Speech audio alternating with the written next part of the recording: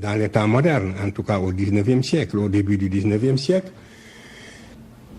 l'Occident découvre que c'est l'Égypte et une Égypte noire qui a apporté tous les éléments de la civilisation à l'Europe. Et cette vérité, il n'était pas possible de l'exprimer. Voilà la vérité, voilà la réalité. On mène contre nous le combat le plus violent même que celui qui a conduit à la disparition de certaines espèces. Alors, regardez, dès que vous parlez de patrimoine culturel, la gauche occidentale et la droite se touchent. Et souvent, la gauche est plus minable que la droite. Faites l'expérience. On vous accorde l'égalité abstraite, mais l'idée que des nègres aient pu connaître une promotion historique dans le passé leur est réfractaire. Ils sont réfractaires à cette idée. Mais la formation qu'ils ont reçue tous dans leur plus tendre enfance, les clichés auxquels ils sont habitués dans leur environnement d'enfance, les caricatures et tout cela les empêchait, les rendait aveugles. Par conséquent, il n'y a qu'un seul salut, c'est la connaissance directe. À formation égale, la vérité triomphe. Et arrachez votre patrimoine culturel. Il n'y a pas d'autre voie.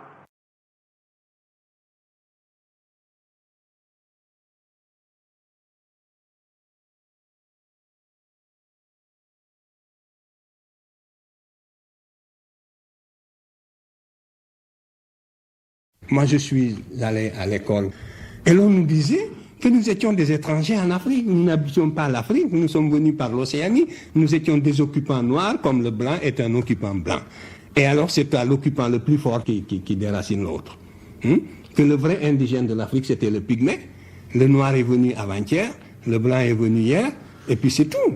Voilà comment on nous enseignait l'histoire. Et au-delà de 4 siècles, c'était la nuit noire, l'histoire africaine était suspendue en l'air.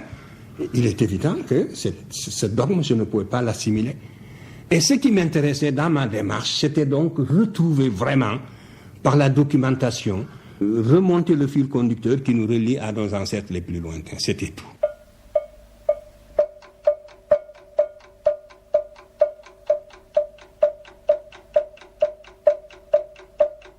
Nous sommes à la Sorbonne, à l'amphithéâtre Liard, où M. Cheikh Anta Diop vient de soutenir une thèse comptant pour le titre de docteur ès-lettres. La thèse principale avait pour sujet étude comparée des systèmes politiques et sociaux de l'Europe et de l'Afrique noire de l'Antiquité à la formation des États modernes. La thèse secondaire, domaine du patriarcat et du matriarcat dans l'Antiquité classique. À l'issue de cette soutenance de thèse, qui n'a pas duré moins de 7 heures, nous avons demandé à M. Cheikh Anta Diop les raisons qui l'ont amené à choisir ce sujet.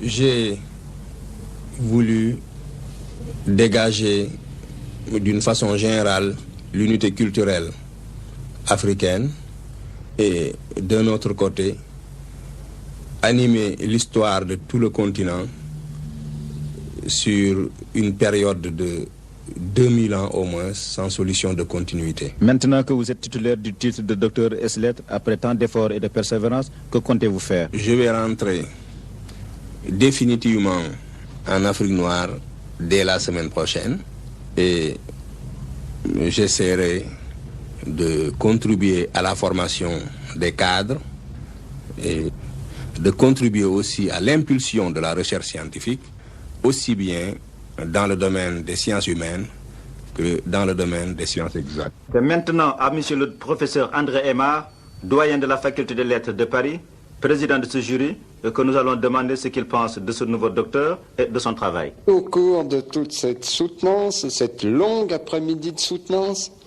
sur à la fois l'homme et les 2 thèses de M. Diop. Nous avons tous été unanimes pour louer en M. Diop une curiosité d'esprit, une intelligence sans cesse en éveil, le goût des grands problèmes, des plus grandes questions, parfois des plus audacieuses.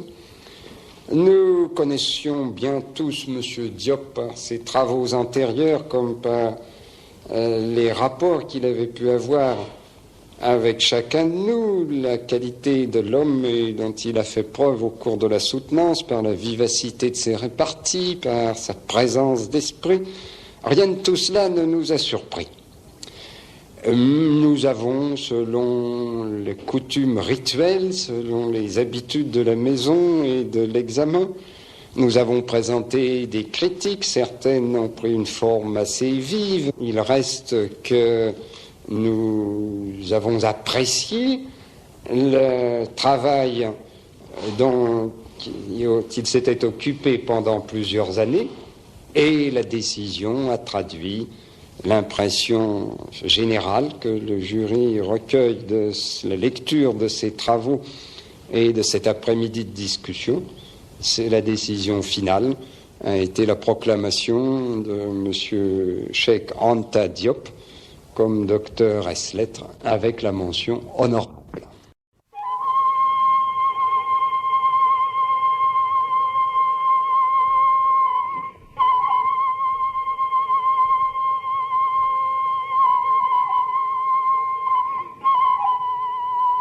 L'origine de l'humanité.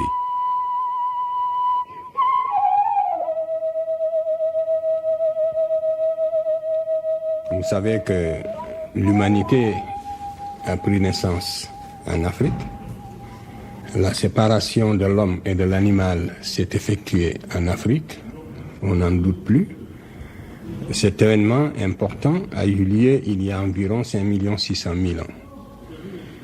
C'est en Afrique qu'on trouve représentés tous les spécimens d'hommes fossiles à l'exclusion de tout autre continent. Les deux variétés d'Australopithèque, l'Australopithèque robustus, l'Australopithèque gracile, l'Homo habilis, l'Homo erectus, l'homme de Néandertal, l'ancien Homo faber donc, et l'Homo sapiens sapiens, l'homme 2 fois sage comme vous et moi. Ce dernier spécimen est né en Afrique il y a 120 000 ans. Et cette humanité est née sous l'équateur, sous la latitude du Kenya. C'est-à-dire sous une latitude où le flux de radiation ultraviolette est tel que tout organisme humain né sous cette latitude est nécessairement pigmenté et noir. Il n'aurait pas été possible à la première humanité de survivre si elle n'était pas pigmentée, la nature ne créant rien au hasard. Donc la pigmentation a une fonction protectrice de l'organisme et protège l'organisme contre les radiations ultraviolettes qui auraient détruit complètement toutes les cellules de l'organisme. Cette humanité s'est développée en Afrique de 120 000 ans à moins 40 000 ans. Elle est sortie de l'Afrique par 2 voies, par l'isthme de Suez, et c'est pour ça qu'on trouve des spécimens en Palestine, mais qui sont plus récents que les spécimens africains. Je connais ceux qui font ces fouilles dans cette région, en particulier le professeur Van der Merch. Mais lorsqu'on sert la chronologie de près, on voit que tous les spécimens trouvés en Palestine sont plus récents que les spécimens africains. C'était la voie de sortie de l'homme africain. Non pas seulement de l'Homo sapiens sapiens, mais aussi des spécimens fossiles qui n'ont pas survécu et dont je viens de parler. L'autre voie de sortie, c'est Gibraltar. C'est par là que les hommes sont passés. Ils ont laissé des traces. Toute la peinture dans les grottes, la peinture rupestre, montre que c'est par là que l'homme est sorti. C'est seulement au sud de l'Europe, vers les mers chaudes, vers la Crimée, le sud de la France, le sud de l'Espagne, ce sont ces régions-là qui étaient habitables. Et c'est là qu'on trouve concentrée la première humanité négroïde il y a 40 000 ans qui a vécu en Europe. Et autant il était nécessaire d'être noir pour survivre en Afrique, autant sous les climats froids, tempérés, où il n'y a pas de flux de radiation ultraviolette, il faut avoir une peau claire pour survivre. Et l'homme noir s'est dépigmenté, c'est une loi de la nature.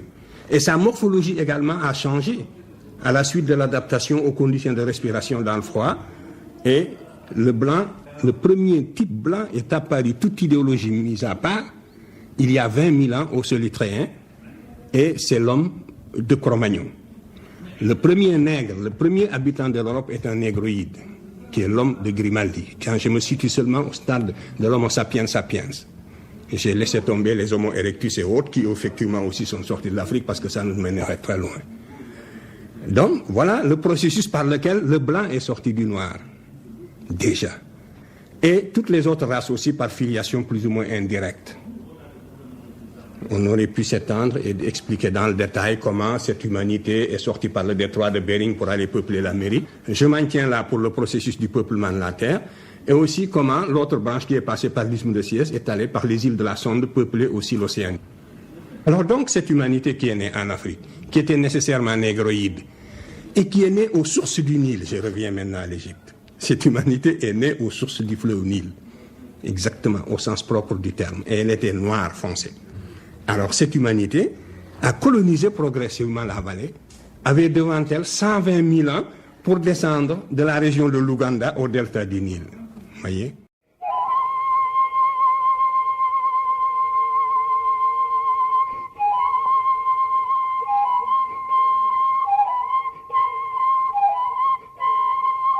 Le peuplement de l'Égypte ancienne.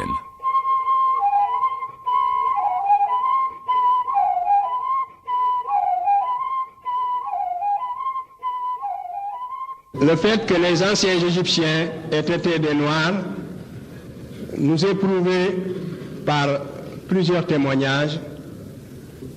On peut aussi démontrer ce fait par tout un ensemble de preuves.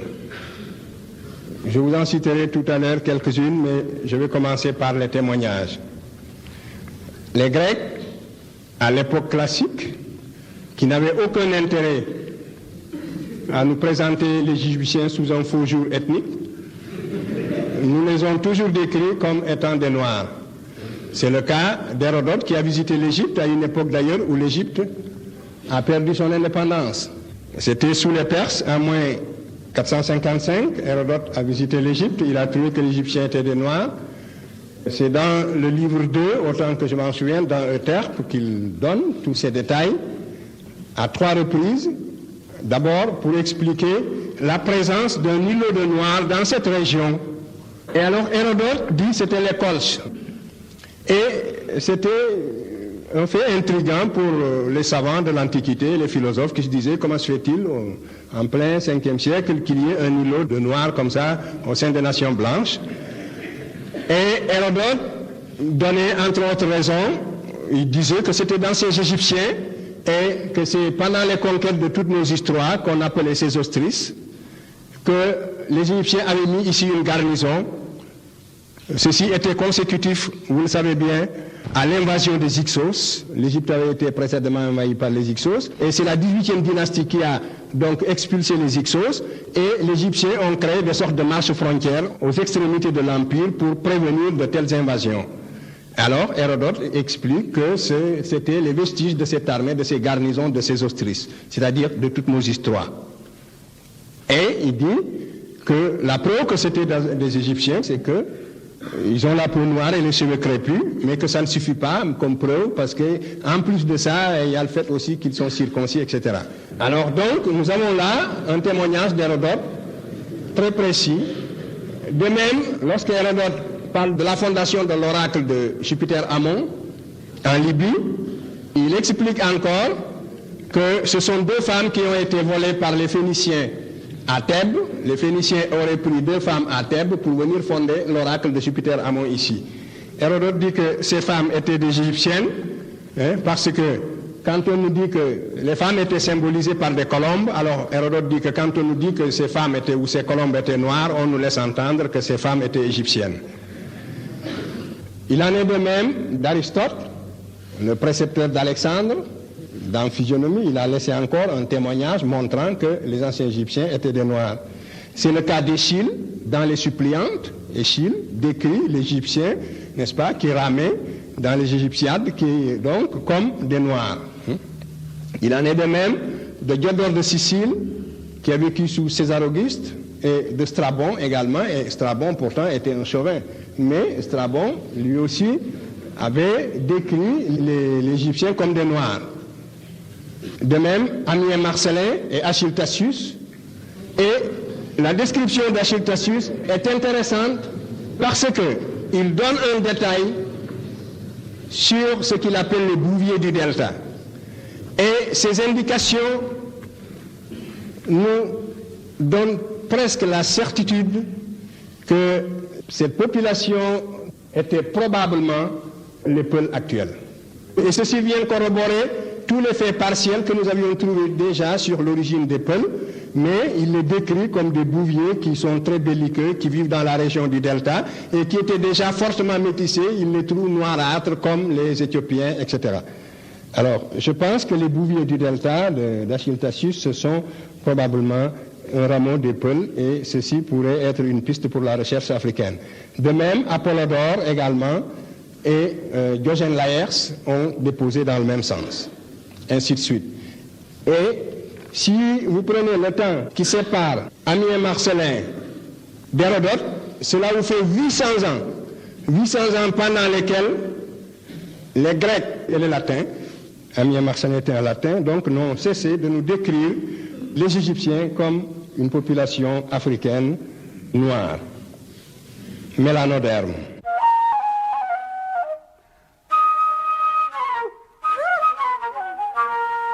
La Bible, le témoignage de la Bible doit être pris en considération. Et la Bible nous apprend de façon très nette que l'Égypte était habitée et l'Égypte était une nation noire. Prenez la Genèse, prenez l'Exode. La Genèse dit justement que Cam, n'est-ce pas, les descendants de Cam, ce sont Misraïm, c'est-à-dire l'Égypte, Couche, l'Éthiopie, Canaan, Pout et Avila, n'est-ce pas, Saba, qui sont en Arabie, et Loudim, qui serait, n'est-ce pas, en Libye, avant l'arrivée du Libyen, le Coderme. Parce qu'il y a eu dans cette région-là, ce qui induit souvent en erreur, c'est qu'il y a eu un Libyen noir qui a précédé le Libyen blanc, qui n'est arrivé qu'à l'époque où les peuples de la mer ont commencé à envahir l'Égypte sous la 19e dynastie. Ensuite, le témoignage de la tradition arabe et musulmane. Il est certain que pour tous les savants arabes qui ont écrit, pour toute la tradition musulmane, l'Égyptien ancien était des Noirs. Et même l'Arabie sabéenne, anté-islamique, était habitée par le peuple de Saba, qui aussi, du point de vue même du Coran, est considéré comme un peuple africain noir.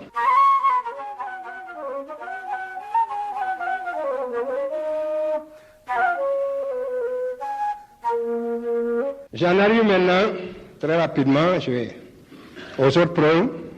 Les preuves positives que l'on peut fournir montrant que les anciens Égyptiens étaient des Noirs, il y en a une qui résulte de mes propres investigations. Je m'étais dit que si les anciens Égyptiens sont des Noirs, on peut le savoir en étudiant la peau des momies. Effectivement, j'ai procédé à une telle étude et j'ai déposé la conclusion dans un article, j'en ai parlé aussi dans le cadre du congrès du Caire. C'est-à-dire que si vous faites des prélèvements, vous pouvez monter des préparations de l'ordre de quelques microns, de quelques 4 à 5 mu. Vous pouvez éclaircir avec du benzoate d'éthyle. Vous pouvez regarder en lumière polarisée ou même en lumière naturelle. Si vous regardez en lumière polarisée, vous pouvez rendre fluorescents les grains de mélanine. Et il reste encore, quel que soit le traitement de la peau de la momie, il reste encore suffisamment de mélanocytes avec suffisamment de grains de mélanine pour qu'on se rende compte que c'est une peau qui contient un taux de mélanine incompatible, n'est-ce pas, avec l'idée d'une race leucoderme. Et une autre preuve, c'est le canon de Lepsius. Vous savez que Lepsius est un Prussien du 19e siècle, mais c'était un savant de bonne foi. Et je crois que nous devons rendre hommage aux savants de bonne foi, ceux qui ont le courage. Moi, je respecte l'objectivité. L'objectivité est une force qui n'est pas donnée à tout le monde. Il a établi ce qu'on a appelé le canon de Lepsius, c'est-à-dire des mensurations ostéologiques. Il a fait un quadrillage de l'Égyptien parfait et il décrit l'Égyptien parfait comme un nigricien.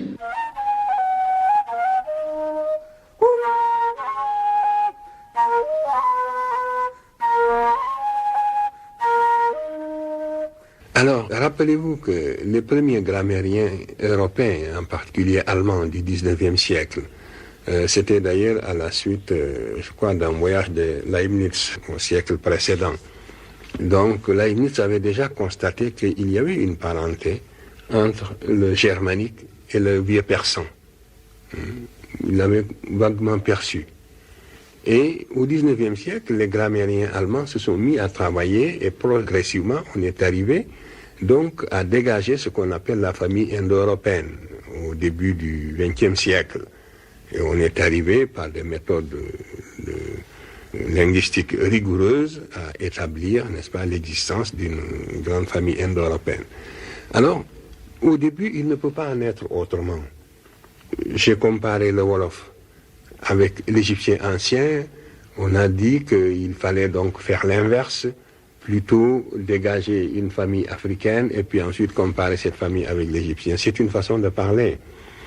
Vous avez bien vu, comme si j'ai cité le cas des grammairiens allemands, c'est précisément pour montrer que une parenté est toujours perçue d'abord entre des langues qui sont relativement éloignées, et cette parenté peut être suivie de proche en proche et on arrive à mettre au point une méthode mieux élaborée pour dégager la grande famille. Alors, nous n'avons pas encore dégagé la grande famille africaine selon des méthodes scientifiques rigoureuses, mais la parenté que j'ai établie entre le Wolof et l'égyptien ancien, et même entre plusieurs langues africaines et l'égyptien ancien, c'est une parenté de type génétique. C'est-à-dire, c'est une parenté qui ne peut pas être fortuite parce qu'elle porte sur la morphologie et la syntaxe. Alors la question que l'on pose est la suivante. Comment se fait-il que ces formes grammaticales soient conservées à travers le temps? Ça, c'est un problème d'histoire, mais que cette parenté soit évidente, qu'elle existe, il n'y a pas de doute. Alors, il y a le fait, je crois, pour répondre partiellement à cette question, on s'aperçoit que si les langues européennes ont évolué très vite, surtout les langues romanes, si à partir du latin, si le latin a éclaté en quelques siècles pour donner naissance aux langues romanes, c'est à cause des invasions barbares. L'Europe a connu des bouleversements sociopolitiques extraordinaires à la fin de l'Antiquité. Et des gens d'un autre parler sont venus qui ont bouleversé complètement le latin et qui l'ont déformé de plusieurs manières, et ça a donné naissance aux langues romanes. Alors, un phénomène de ce genre ne s'est pas produit en Afrique, et c'est la raison pour laquelle les formes linguistiques ont été conservées pendant un laps de temps si long. C'est de cette manière qu'il faut comprendre ce qui nous paraît au premier abord comme invraisemblable. Mais le fait existe. L'égyptien ancien est une langue africaine, n'est-ce pas? Et c'est l'attestation écrite la plus ancienne des langues africaines. Et cela nous permet aujourd'hui donc de faire de la linguistique diachronique. Cela nous permet, disposant de ces formes archaïques en quelque sorte, nous avons la possibilité de faire de l'archéologie linguistique en quelque sorte à partir des formes égyptiennes. Et donc c'est d'un intérêt scientifique immense.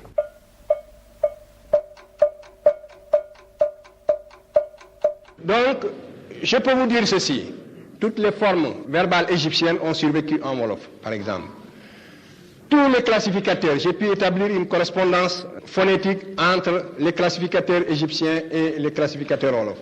J'ai pu expliquer la genèse du déterminatif Wolof, de l'interrogatif Wolof, donc de l'ensemble des 8 classes Wolof et de toutes les formes de conjugaison Wolof à partir des formes égyptiennes, comme si vous aviez un bâtiment qui s'est effondré et que, ayant retrouvé le plan du bâtiment, vous arrivez à remettre chaque pierre à sa place. Alors, tout cela pour vous dire que la parenté de l'égyptien ancien et des langues africaines est en fait démontrée, et l'égyptien ancien n'est pas une langue sémitique. L'égyptien ancien n'appartient pas à la famille de l'arabe, il n'appartient pas à la famille de l'akkadien, il n'appartient pas à la famille du libyen, il n'appartient pas non plus à la famille des langues indo-européennes. Ceci a été également démontré au Caire, et au Caire, l'égyptologie a bel et bien pris le virage, et l'égyptologie a reconnu officiellement que l'égyptien ancien n'est pas une langue sémitique.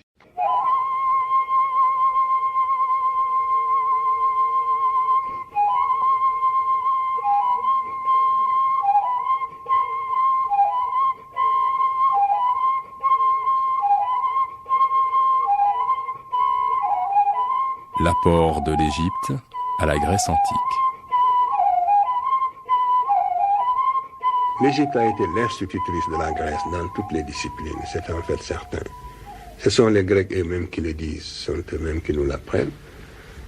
Les Grecs étaient très fiers de dire qu'ils sont allés s'instruire en Égypte pour dire qu'ils sont devenus des savants comme les Africains. Nous sommes aujourd'hui souvent fiers de dire que nous avons été faire des études à Londres ou à Paris, ou à Berlin.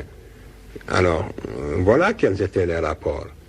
Il n'est arrivé à aucun moment à la Grèce l'idée de se comparer à l'Égypte, justement. Même la Grèce, n'est-ce pas, de l'époque classique a continué à vénérer l'Égypte. Et c'est cela qui frappe aujourd'hui l'imagination des spécialistes. C'est cela qu'ils veulent nier.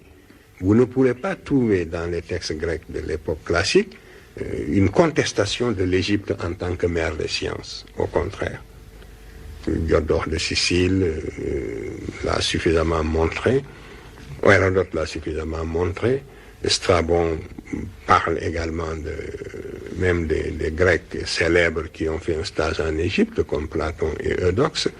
Thalès, qui a introduit la géométrie en Grèce, est allé s'instruire en Égypte, d'après la tradition grecque même.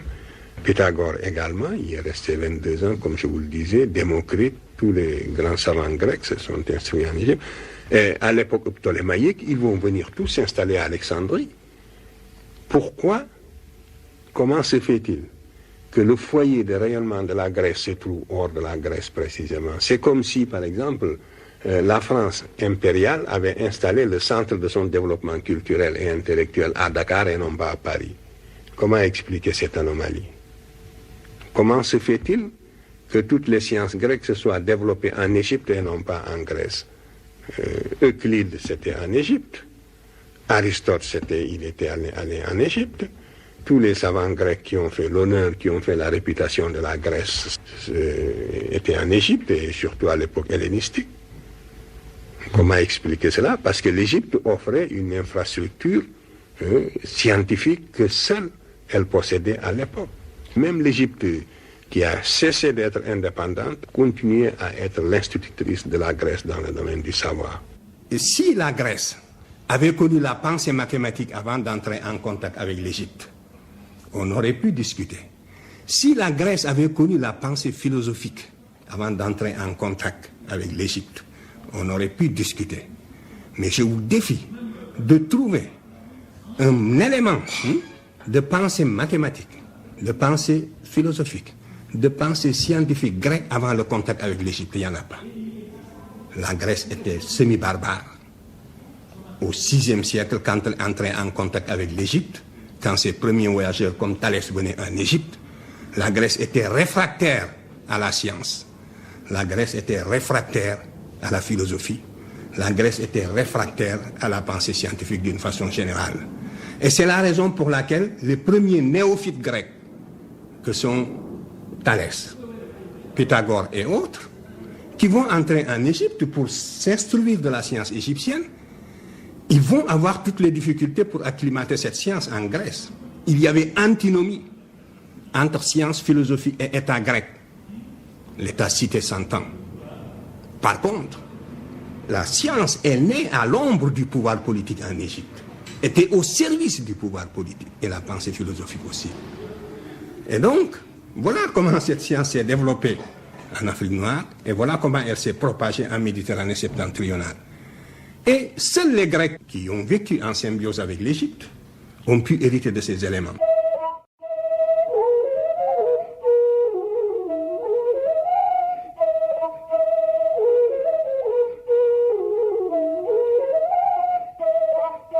Falsification de l'histoire. Ce qu'il faut noter, c'est que au moment où l'impérialisme, n'est-ce pas, atteint son apogée en quelque sorte, dans l'État moderne, en tout cas au XIXe siècle, au début du XIXe siècle, l'Occident découvre que c'est l'Égypte et une Égypte noire qui a apporté tous les éléments de la civilisation en Europe. Et cette vérité, il n'était pas possible de l'exprimer. Voilà la vérité, voilà la réalité. C'est que l'Occident, qui se qui se croyait chargé d'une mission civilisatrice en direction de l'Afrique, découvre, en fouillant dans le passé, que c'est précisément cette Afrique noire, aujourd'hui son esclave, cette Afrique noire apparemment en régression, c'est bel et bien cette Afrique noire qui lui a donné tous les éléments de la civilisation, aussi extraordinaire que cela puisse paraître. Et cette vérité, tous les savants n'étaient pas également disposés à l'exprimer sans nuance. Donc, la communauté des savants s'est scindée en deux groupes. Les savants de bonne foi qui ont eu le courage de regarder la vérité en face et de dire aussi extraordinaire que cela puisse paraître. Pourtant, c'est cela. Et Volney faisait partie de ces savants. Il était contemporain de Napoléon Volney. C'est un savant du 18e siècle, 19e siècle, qui a voyagé beaucoup et qui est contemporain de Napoléon. Il faisait partie de ceux qui avaient le courage d'exprimer cette idée. Et ensuite, toute la lignée presque des égyptologues qui ont falsifié l'histoire de l'humanité de génération en génération et qui ont commis un crime le plus grave contre la science et l'humanité. Au sein de ces égyptologues aussi, il y a eu une tendance beaucoup plus modérée qui a essayé d'exprimer une vérité plus ou moins fardée. Voilà. Donc, c'est comme ça, de falsification en falsification, qu'on en est arrivé à dire que l'Égypte est un accident géographique en Afrique.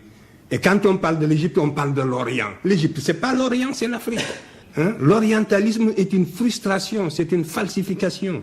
Il faudra bien qu'il arrive un moment où, après 1000 vérifications, quand les Africains seront édifiés sur ces faits, qu'ils prennent leurs responsabilités et que dans certains domaines quand même, qu'ils s'écartent de l'idéologie parce que les autres font de l'idéologie, même si aujourd'hui ils occupent le haut du pavé, même si aujourd'hui ils sont les pays les plus développés, ils ont failli dans le domaine de la transmission des connaissances dans le domaine des sciences humaines.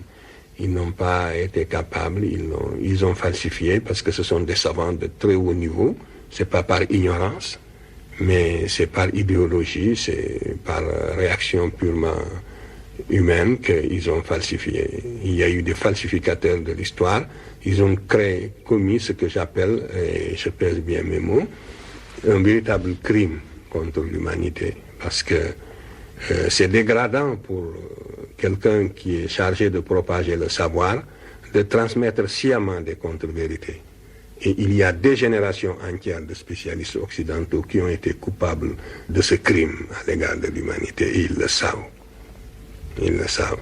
Et après, c'est sur la base de ces faits falsifiés qu'on a formé des générations qui continuent à perpétuer, quelquefois de bonne foi, et qui même, une fois qu'on leur a démontré, une fois formés ainsi, quand on leur démontre la vérité, même au tableau, par éducation, ils ne peuvent plus y adhérer.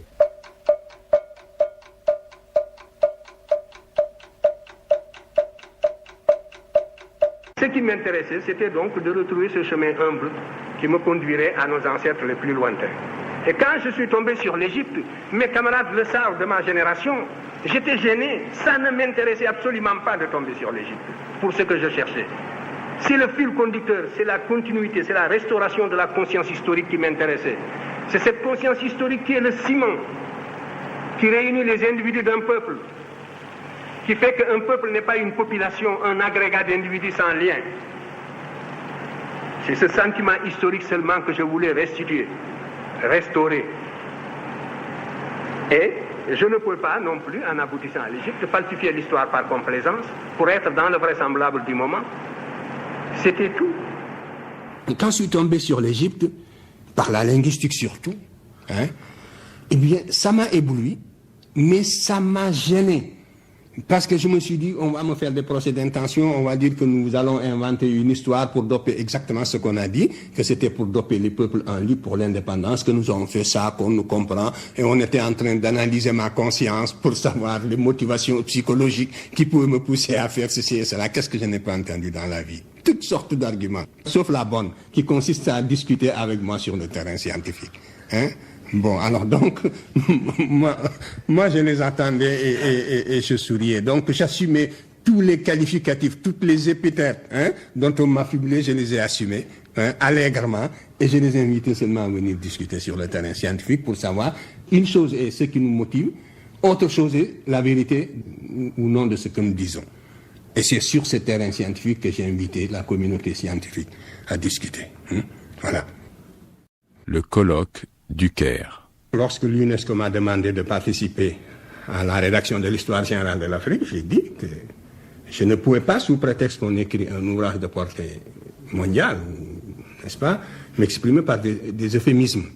Donc, il faut que toute la communauté scientifique se réunisse au Caire, qu'on débatte de cette question brûlante de l'origine africaine de l'Égypte et de l'origine nègre de l'Égypte, et que tous les savants et spécialistes qui ne sont pas d'accord viennent.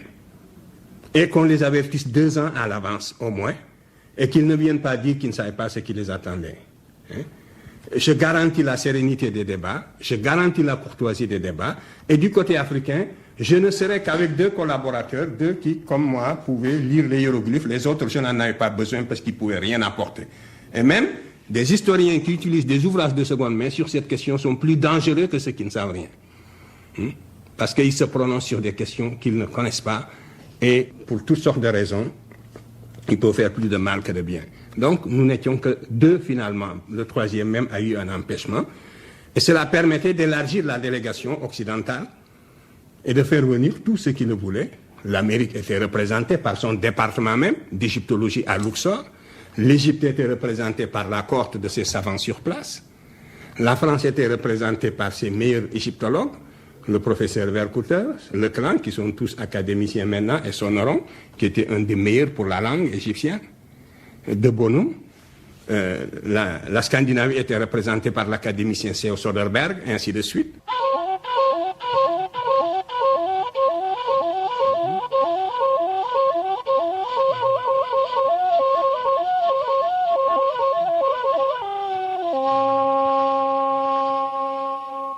Maintenant, à propos du colloque du Caire, ça a été un combat à armes courtoises, à la loyale, mais tout de même qui a permis de clarifier un certain nombre de points. Je vous lis quelques dépositions. À propos de la culture égyptienne, le professeur Vercouter rappelle que pour lui, l'Égypte est africaine dans son écriture, dans sa culture et dans sa manière de penser. Le professeur Leclan est devenu académicien depuis. Il est le plus jeune membre de l'Institut.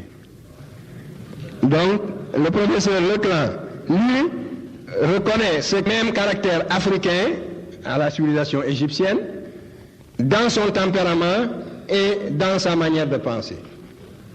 Si c'est la culture qui était en jeu, donc la cause est entendue. Il s'agissait de trouver la culture antérieure à laquelle il était légitime pour les Africains de rattacher leur culture actuelle. Cette question a été tranchée par les débats du Caire. En tout cas, voilà les dépositions de la bouche même de nos interlocuteurs, de ceux qui avaient été désignés pour discuter la question avec nous.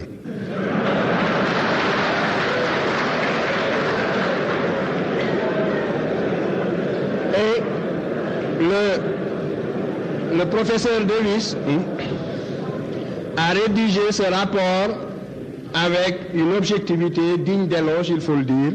Mais dites-vous que ce rapport a été discuté point par point. Ce que je vous dis ici, c'est ce qui a été discuté en assemblée plénière du colloque et retenu comme le minimum sur lequel on était d'accord. Puisqu'il y a beaucoup de points de désaccord et vous lirez la totalité du rapport. Je vous lis seulement quelques points saillants. Il faudra lire l'ensemble pour avoir toutes les nuances. Alors, à propos de la linguistique, sur ce point, à la différence des précédents, l'accord entre les participants s'est révélé large. Les éléments du rapport du professeur Diop et le rapport du professeur Obenga ont été considérés comme très constructifs. Et le rapport continue. Contre l'affirmation du professeur Diop que l'égyptien n'est pas une langue sémitique, le professeur Abdallah rappelle que l'opinion inverse a été souvent exprimée. Et voici la déposition du professeur Sonoron, qui est le chef de file de l'égyptologie française, au bout de toutes ces discussions et après toutes les preuves que nous avions fournies au tableau. Je rappelle également, pour que vous compreniez bien le sens des phrases que je vais vous lire, que chaque fois que nous faisions une démonstration au tableau Obenga et moi-même, nous insistions, je prenais soin d'insister sur la valeur de la méthode que nous appliquions. Et nous mettions l'érudition moderne au défi de montrer la moindre différence dans notre démarche scientifique. C'est-à-dire de dire si nous appliquons les mêmes critères scientifiques dans nos démonstrations que ceux qu'ils ont appliqués pour démontrer l'existence de la famille indo-européenne. Et s'il s'est révélé que nous appliquons réellement les mêmes critères, il faut qu'ils le disent dans le rapport. Parce que on avait l'habitude, vous savez, l'expérience sert à quelque chose, on avait l'habitude toujours dans les discussions de salon de dire que c'est un assemblage de mots, que c'est des rencontres hasardeuses, etc., etc. Alors donc tout ceci pouvait être jugé autrement. Alors voilà donc le professeur Sonneron. Plus largement, le professeur Sonneron souligne l'intérêt de la méthode proposée par le professeur Obenga après le professeur Diop. L'égyptien est une langue stable durant au moins 4500 ans. L'Égypte étant placée au point de convergence d'influence extérieure, il est normal que les emprunts aient été faits à des langues étrangères, mais il s'agit de quelques centaines de racines sémitiques par rapport à plusieurs milliers de mots. L'égyptien ne peut être isolé de son contexte africain et le sémitique ne rend pas compte de sa naissance. Il est donc légitime de lui trouver des parents ou des cousins en Afrique. C'est le professeur Sonneron. Vous voyez donc que l'égyptologie a pris le virage de la façon la plus officielle. Et voici la conclusion générale du rapport. La très minutieuse préparation des interventions des professeurs Cheikh Anta Diop et Obenga. Je m'y suivez bien parce que les phrases de ce rapport sont toujours carabinées. Alors si vous ne le suivez pas, le sens vous échappe. Alors, le texte dit ceci. La très minutieuse préparation des interventions des professeurs Cheikh Anta Diop et Obenga n'a pas eu, malgré les précisions contenues dans le document de travail préparatoire envoyé par l'UNESCO, une contrepartie toujours égale. Il s'en est suivi un réel déséquilibre dans les discussions. Sur le plan de la méthodologie scientifique, il faut absolument être sévère avec soi-même. Si nous critiquons la partialité des autres pour tomber dans le même travers, ce n'est plus la peine. À ce moment aussi, nos œuvres, tout ce que nous aurons fait sera frappé de la même caducité.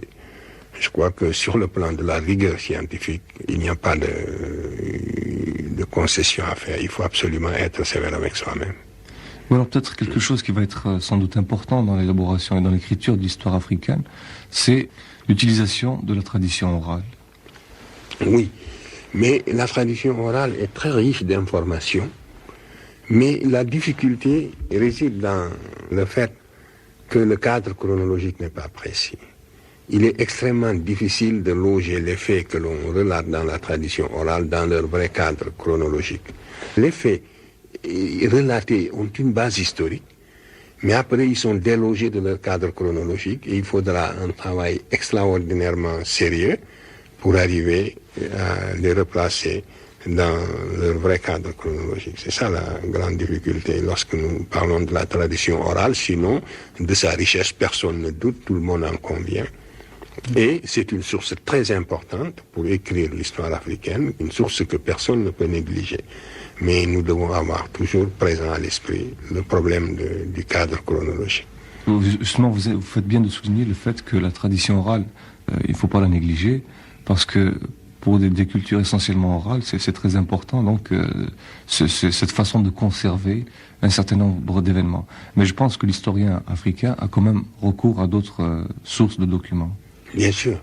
D'abord des sources archéologiques qui prendront de l'importance de plus en plus avec le temps, au fur et à mesure que les équipes archéologiques seront formées pour fouiller. Je crois que la plupart des informations qui nous seront utiles pour l'histoire africaine sont maintenant dans la terre. Il faudra bien que nous fassions parler les témoignages archéologiques, les fossiles, plus qu'on ne l'a fait jusqu'ici. Et en attendant, il faut faire flèche de tout bois.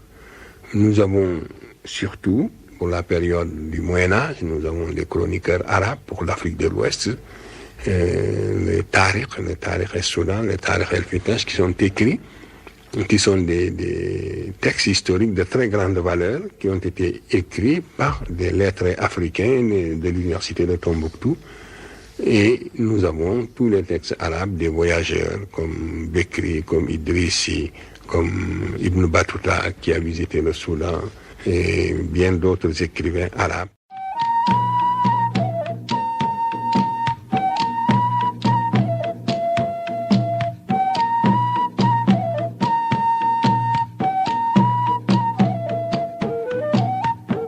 Le devenir des sciences humaines en Afrique.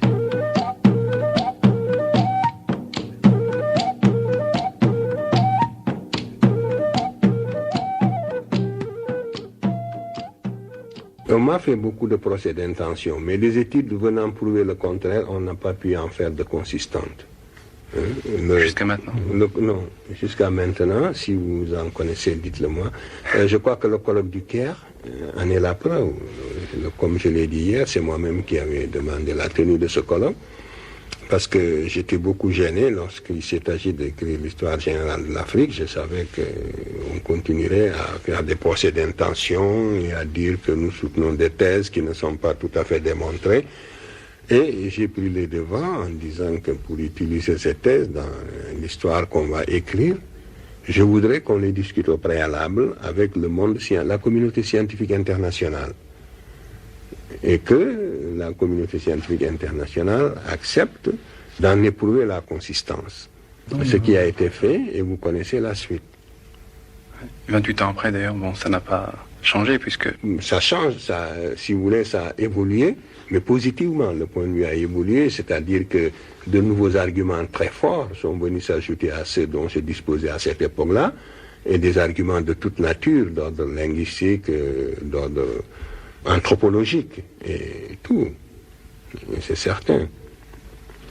Il est certain que les Égyptiens étaient des Africains, ça on peut le démontrer de plusieurs manières.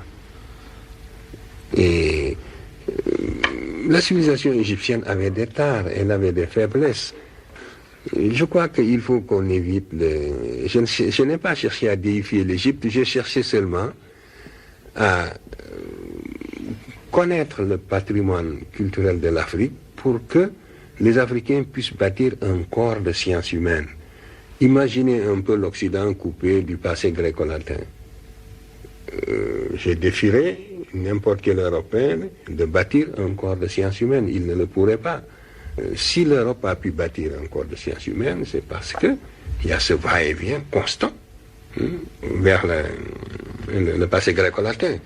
Donc, l'Afrique coupée de son vrai passé, l'Afrique coupée de ses véritables antiquités, ne pourrait pas bâtir un corps de sciences humaines parce qu'il lui manquerait ce référentiel culturel, sans quoi il est impossible de bâtir un corps de sciences humaines. Alors, c'est le seul intérêt culturel que cela présente. Vous voyez, là, nous pouvons faire de la diachronie parce que nous avons pu, de cette manière, introduire la dimension historique. Donc, nous pouvons remonter dans le temps et voir quelles sont les formes antérieures qui existaient avant les formes linguistiques actuelles. Tant qu'on s'était condamné à rester dans le présent, on pouvait faire tout simplement de la linguistique structurale, une coupe transversale dans le temps, mais on ne pouvait pas faire cette remontée dans le temps pour analyser les formes anciennes qui ont disparu. Voilà le seul intérêt scientifique, enfin un des intérêts scientifiques que présentent ces travaux. Cela est vrai aussi dans le domaine des institutions sociales, c'est vrai pour tout ce qui est la connaissance de soi.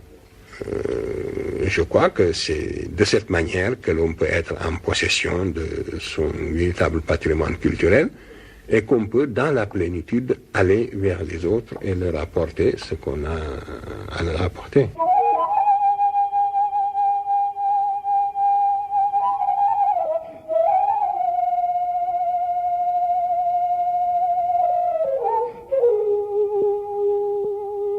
maintenant, c'est les Africains qui doivent prendre leur histoire en charge pour l'écrire correctement, sans aucun doute.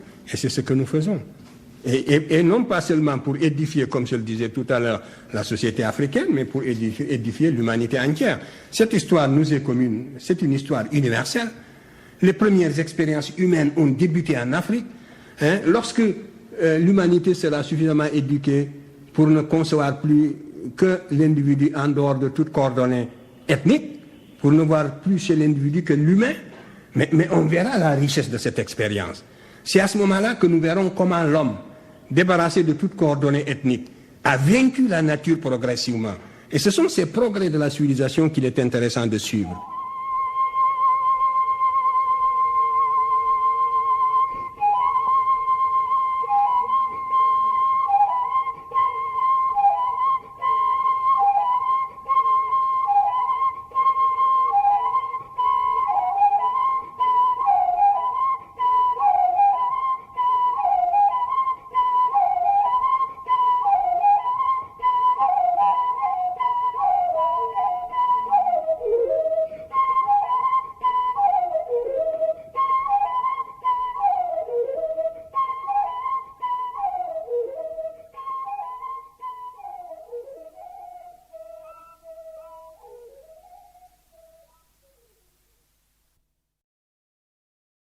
« 1974, colloque d'égyptologie au Caire. Je me suis livré personnellement à une étude de l'anthropologie physique des anciens Égyptiens et voici ma contribution personnelle dans ce domaine. Une légende tenace a fait croire que les procédés de momification qui sont à base de sel, souvent, et qui contiennent aussi des bitumes, ces produits détruisent l'épiderme à telle enseigne qu'il ne reste plus rien et qu'il n'est plus possible scientifiquement d'étudier la peau des momies pour en déduire leur ethnie. Ce point de vue est absolument erroné. Je l'affirme sur la base de mes propres investigations. J'ai étudié les momies égyptiennes qui se trouvent au laboratoire d'anthropologie physique du Musée de l'Homme à Paris, qui viennent des fouilles de Mariette. J'ai fait monter des préparations par notre laboratoire du département des vertébrés et de physiologie de la faculté des sciences de Dakar. J'ai les préparations ici que je mets à la disposition des participants du colloque pour qu'on les observe au microscope. Et nous pouvons absolument voir le taux de mélanine sous la peau des anciens Égyptiens. Il en reste suffisamment malgré la destruction partielle de l'épiderme. Dans la région qui sépare le derme et l'épiderme, il y a des inclusions des bases des cellules des mélanocytes en quantité suffisante pour révéler un taux de mélanine absolument absent chez les races leucodermes. Et j'ai voulu dès l'an dernier appliquer cette étude aux momies royales de Ramsès II, de Séti Ier et de Toutmoses III. Depuis un an, j'écris au conservateur du musée du Caire, car il ne me faut pas plus d'1 mm², 1 mm² de peau, mais prise toujours dans la même région, et je n'ai pas eu ces échantillons, je le regrette. Par conséquent, c'est une étude très facile, accessible, qu'on peut faire. Voici les lames, ce sont des préparations, il suffit de les mettre sous l'objectif d'un microscope pour voir le taux de mélanine. Alors, sur la base donc de mes propres investigations, que sont celles-ci, et jusqu'à ce que d'autres investigations viennent les contredire, j'affirme que le taux de mélanine qui est révélé au microscope, contenu même partiellement, et qui est la quantité résiduelle sous la peau des anciens Égyptiens, est absolument incompatible avec l'idée d'une race leucoderme. Voilà un fait. Ensuite, j'en arrive aux mensurations ostéologiques. Ce n'est pas pour rien que l'égyptologie a évité, bien que disposant souvent de squelettes entiers, de parler d'ostéologie. Mais il y a un grand savant allemand du siècle dernier, c'est Lepsius, justement, qui avait étudié les Égyptiens sous cet angle, qui avait carrelé l'Égyptien, ce qu'on appelle le canon de Lepsius, que tous les égyptologues connaissent. Le canon de Lepsius, justement, dit que l'Égyptien parfait est un négroïde. Le canon de Lepsius, et qui donne, mis au carreau, les proportions du corps de l'Égyptien parfait à les bras courts et négroïde ou nigricien. Pour ceux qui parlaient donc du terme négroïde et nigricien, voilà l'expression de Lepsius. Il trouve il a carrelé le type égyptien, il a fait la mensuration ostéologique, et c'est le caractère le plus permanent, justement, quand on veut distinguer un noir d'un blanc. Vous avez bien vu que les mensurations craniologiques ne permettent de distinguer que des types extrêmes, absolument extrêmes. Les éléments que je vous ai montrés ici, si on les étudiait sous cet angle-là, si cet individu-là n'était pas vivant, parce que quand il est en chair et en os, on n'ose pas en faire un blanc, mais il sortirait, le crâne de cet individu sortirait blanchi de mensurations craniométriques. Voilà les inconvénients de la craniométrie. C'est que quand l'individu est vivant, vous n'osez pas en faire autre chose qu'un nègre, mais dès l'instant que vous avez une face haute, parce que voilà la face haute, voilà l'indice nasal, vous voyez bien, et pourtant c'est un nègre typique. Donc, voilà les erreurs voulues de la craniométrie. Donc c'est l'ostéologie seulement qui permet, dans le meilleur des cas, de distinguer un nègre d'un blanc. Et c'est ainsi surtout que l'on a distingué l'homme de Grimaldi, du Cro-Magnon, qui est venu après, et qui peut-être par filiation est sorti de lui. Ça, c'est une autre question. Donc, il existe bel et bien un procédé anthropométrique touchant à l'ostéologie qui permet de distinguer le noir du blanc. Et ce critère, Lepsius a appliqué ce critère au peuplement égyptien pharaonique, et il a trouvé que les Égyptiens étaient des nègres, des négroïdes ou des nigriciens. C'est la raison pour laquelle peut-être l'égyptologie a souvent tué les mensurations ostéologiques. Enfin, le groupe sanguin. Le groupe sanguin, même sur les cadavres de la protohistoire, on peut encore déterminer le groupe sanguin. Par conséquent, ici, il serait extrêmement intéressant, toutes les races qui ont été étudiées, tous les restes humains qui ont été étudiés déjà, peuvent être repris sous cet angle-là, sous l'étude du groupe sanguin. Parce que nous savons justement que c'est le groupe sanguin A2 qui est vraiment caractéristique du blanc avant tout métissage. Les Américains ont fait des travaux très poussés dans ce domaine-là. Alors il faudra rechercher le groupe A2 en Égypte. Parce qu'en attendant, l'Égypte appartient absolument, et toute l'Égypte jusqu'au delta, appartient au groupe B qui est encore le groupe de l'Afrique occidentale. Il y a là encore un autre fait qu'il faut prendre en considération, et à l'exclusion du groupe A2 qui est caractéristique de la race blanche avant métissage. Deuxième fait. Voilà donc pour ce qui est de l'anthropologie physique. Mais il y a un autre faisceau de preuves sur lequel il faut insister et qu'on ne peut pas minimiser non plus. Les ancêtres des Européens actuels, les Latins et les Grecs, qui étaient arrivés au stade de la lucidité et de la maturité, les philosophes, les savants de l'Antiquité ont tous déposé dans le même sens. Et ils nous ont presque unanimement tous dit que les anciens Égyptiens étaient des nègres. Et les Grecs, à l'apogée de leur civilisation, n'avaient aucun intérêt au 5e siècle, au moment où l'Égypte avait déjà perdu son indépendance sous les Perses. Parce que c'est à cette époque qu'Hérodote a visité l'Égypte. Les Grecs n'avaient aucune raison particulière de nous dire que les Égyptiens étaient des nègres et que ce sont eux qui leur ont donné tous les éléments de la civilisation. Et nous sommes pratiquement au bout du métissage égyptien. Ça faisait 3000 ans d'histoire pendant lesquelles les Égyptiens se métissaient, mais malgré ce métissage intense, le peuple égyptien était plus ou moins comparable au peuple antillais. Les constantes raciales n'étaient pas bouleversées. On n'avait pas l'impression d'avoir un blanc devant soi, parce que tous les témoignages de l'Antiquité sont là unanimes. Donc, je passe, et j'en arrive à l'époque moderne, ce qui fait qu'en pleine époque d'esclavage, quand un savant français de bonne foi a visité l'Égypte, il n'a pas pu s'empêcher de pousser un cri. Il s'agit de Volney, qui a visité l'Égypte entre 1783 et 1785, et il décrit les Coptes. Tous ont le visage bouffi, l'œil gonflé, le nez écrasé, la lèvre grosse, en un mot, un vrai visage de mulâtre. J'étais tenté de l'attribuer au climat lorsque, ayant été visiter le Sphinx, son aspect me donna le mot de l'énigme. En voyant cette tête caractérisée de nègre dans tous ses traits, je me rappelais ce passage remarquable d'Hérodote où il dit, pour moi, j'estime que les Colches sont une colonie des Égyptiens, etc. Parce que comme eux, ils ont la peau noire et les cheveux crépus.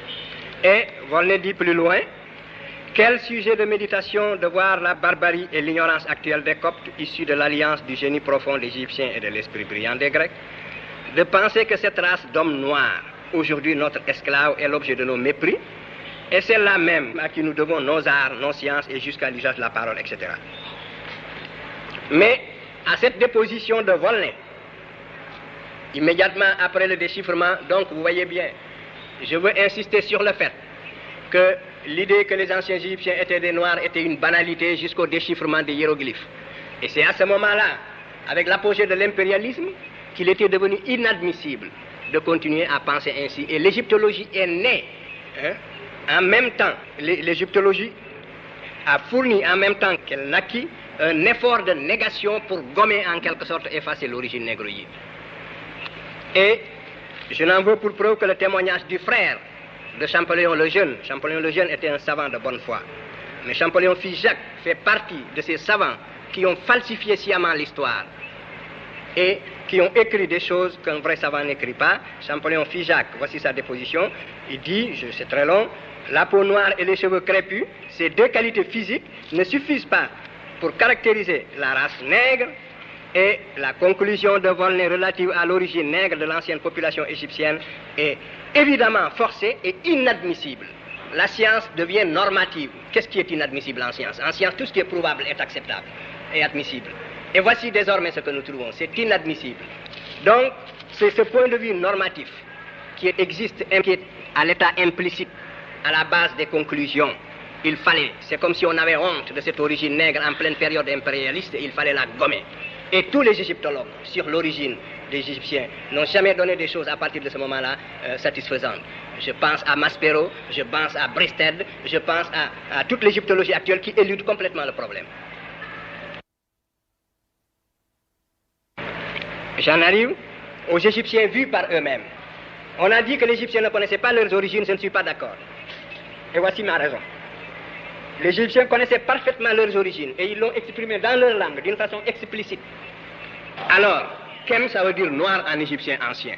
Et la formation d'un collectif en égyptien ancien consiste à mettre un T au singulier, à l'adjectif ou bien au substantif. Et c'est de cette manière qu'on a formé Kemt, qui veut dire le pays noir. Et c'est là que vous faites la confusion. Parce que Kemt, ça veut dire la noire, étymologiquement.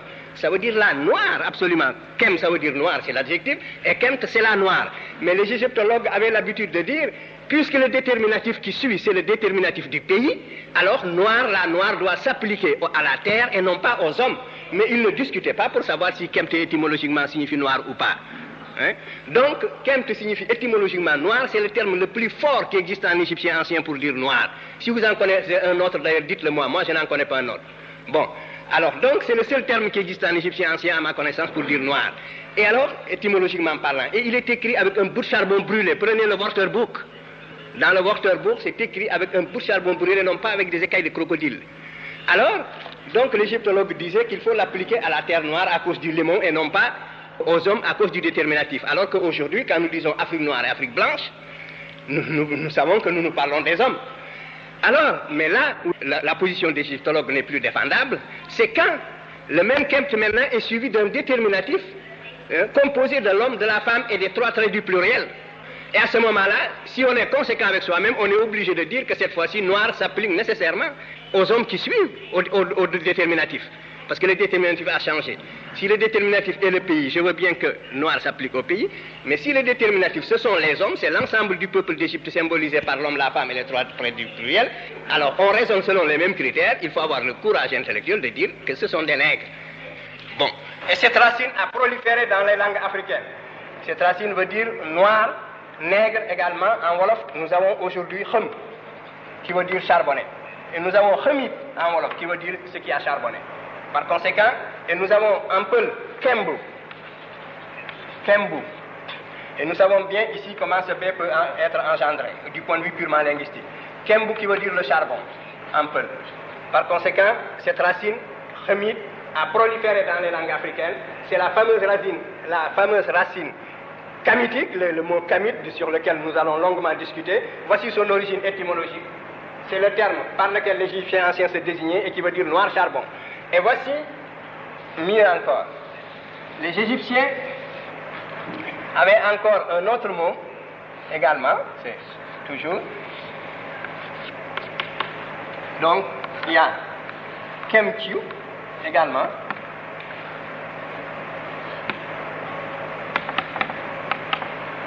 C'est un autre adjectif national qui se transcrit Kemkyu, qui veut dire les nègres. Et ce sont ces deux adjectifs nationaux que l'Égyptien utilisait pour se désigner. Le noir, c'est la couleur bénite chez les anciens Égyptiens. Et le rouge, c'est la couleur maudite, c'est la couleur de la stérilité. Alors, voilà pour ce qui est. Donc, les Égyptiens vus par eux-mêmes, et tous les adjectifs divins. Osiris est appelé le grand nègre, il est appelé Kember. Osiris Kember. Set, Min, Apis, Thoth, tous ont le qualificatif de noir. Isis est appelé Seit Kem. Seit Kem, qui veut dire la femme noire. Et Seit Khem, en Wolof, dans la langue sénégalaise que je parle, Seit Khem veut dire l'épouse noire charbon. Vous voyez les formes africaines. Bon, alors maintenant, je voudrais juste par ces quelques exemples vous montrer que la parenté entre l'égyptien ancien et les langues africaines est une évidence que l'érudition moderne n'a pas la possibilité d'écarter. Ce n'est pas une hypothèse de travail, c'est un fait, parce que c'est une parenté de caractère généalogique. Je vais prendre juste le verbe égyptien que voici. Je conjugue juste le verbe kef en égyptien ancien, en wolof et en copte. J'affirme, et à vous de le vérifier, que kef veut dire en égyptien ancien capturer, saisir sa proie. Kef veut dire en wolof saisir sa proie, capturer. Ces deux verbes, je les conjugue. En égyptien ancien, j'ai donc kef, i, conjugaison suffixale. Kef, ek, kef, et, T, kef, f, troisième personne du singulier masculin, kef, s, troisième personne du singulier féminin, kef, nen, première personne du pluriel commun, kef, ken, deuxième personne pluriel commun, et kef, sen, troisième personne pluriel commun. En copte, j'ai conjugué le verbe kef qui a un sens voisin. J'ai ker, ei, correspondant à la première personne égyptienne. J'ai ker, ek, même pronom qu'en égyptien. Ker, ere, ker, f, même pronom à la troisième singulier masculin, et ker, s, pluriel, ker, nen, et ker, ketou, et ker, ei. Voilà le copte. Et en wolof, j'ai keuf, na, keuf, nga, keuf, na, et à la troisième personne du singulier, j'ai justement ces deux formes qui sont devenues des formes indéfinies parce que le féminin désinentiel n'existe plus en wolof, donc ils sont devenus des pléonasmes. Nous avons keuf f et keuf s qui sont des archaïsmes en wolof. Voilà. Ensuite, je continue. Kef, keuf nanu, keuf nge, et keuf nañu. Je dis que cette parenté elle est de caractère morphologique, et si ceci c'est le présent, vous avez la même conjugaison suffixale, les mêmes pronoms à peu de choses près, et pour la forme du passé, ceci est le présent. Pour le passé, dans les trois langues, vous mettez N. Et tout ceci, vous le trouvez dans mon rapport, vous avez tout le loisir pour l'examiner en détail et le critiquer. Alors donc, maintenant, je veux montrer que ici, la parenté que je vais établir est une des plus fondamentales, elle ne prend pas plus de 2 minutes. Il s'agit de la correspondance entre les déterminatifs égyptiens et les déterminatifs wolof. Le déterminatif pou en égyptien correspond, et pou ou bien Ipou. Je mets la forme avec le I prothétique entre parenthèses. Correspond au wolof bou, avec même signification, bien sûr. La forme est là. Nous pouvons dire donc que un P égyptien correspond à un B wolof dans ce cas-là. Et nous voyons que le P égyptien, qui était une occlusive sourde, a été sonorisé parce qu'elle s'est trouvée presque en position intervocalique. Elle s'est trouvée en position intervocalique. Elle est par conséquent devenue sonore en wolof et nous avons bou à la place du P. Et par conséquent, c'est absolument selon les lois linguistiques. Alors nous avons maintenant en égyptien ancien Pouy, P, W, Y, que j'écris I, P, W, Y également, entre parenthèses, pour montrer comment la vocalisation de l'occlusive s'est faite. Alors, nous avons en wolof Bouy, B, W, Y. Donc, nous avons ici B, P qui correspond à B, un autre mot, W qui correspond à W dans les deux langues, disons voyelle vélaire, Y à Y. Ensuite, nous avons pen, en égyptien ancien, PN, ou I, P, N, même correspondance absolue. Nous avons en wolof B, bané, avec la vocalisation, B à B et N à N. Mais je vous ai dit que je vais établir, et c'est sur là-dessus que je terminerai, que N égyptien correspond dans certaines conditions très précises à L en wolof. Donc cette forme, pen va donner deux formes en wolof qui existent absolument, qui coexistent. Il y a bané et balé. Balé. Donc nous avons cette correspondance-là. Pen, PN donne donc bané et balé, avec même signification. Je crois que ces éléments-là doivent être versés au dossier. Si la vérité scientifique intéresse la science, l'ensemble de ces faits doivent être examinés. Les anciens Égyptiens, si nous voulons clarifier ce problème, il faut appliquer les mêmes poids et les mêmes mesures. Nous disons seulement que nous entendons par race, nous savons que la notion de race est une notion tout à fait relative. C'est une notion délicate à manier. Mais il n'en demeure pas moins que l'on en parle. Et ce qu'on appelle globalement ou approximativement la race blanche en Europe, c'est ce que nous appelons globalement, relativement, la race noire en Afrique. Voilà, ça c'est clair. Alors, donc, il faudra maintenant absolument, pour bien voir, chaque fois renverser le problème pour savoir si les Africains sont sur une position correcte. Alors, nous verrons, comme je vous le disais, que à propos de la race blanche, moi je vous ai dit que l'anthroposociologie du milieu du siècle dernier et du début de ce siècle, vraiment réalisé des œuvres extraordinaires. Et je cite ici une seule phrase de Lapouge, dans un article publié en 1897, où il ne posait pas moins d'une douzaine de lois fondamentales de l'anthroposociologie, dont quelques-unes sont bien typiques. Par exemple, la loi de répartition des richesses stipulait que dans les pays à mélange européus alpinus, où il y a un homme, l'homme qu'ils appelaient l'homme européen, le dolichocéphale blond aux yeux bleus, et la race alpine qui passait pour une race asservie. Donc, Lapouche disait que dans tous les pays où il y a ce mélange, la richesse croît en raison inverse de l'indice céphalique. Voilà comment on faisait de la micro-anthropologie en Europe au siècle dernier. Et il est évident que pour ces hommes, il n'y avait pas de nation européenne au sens où on l'entendait. Et pour eux, c'était la classe aristocratique supérieure. L'Europe n'était pas encore très engagée dans la colonisation. Elle commençait à peine. Alors, cette micro-analyse explosive s'appliquait au territoire européen même.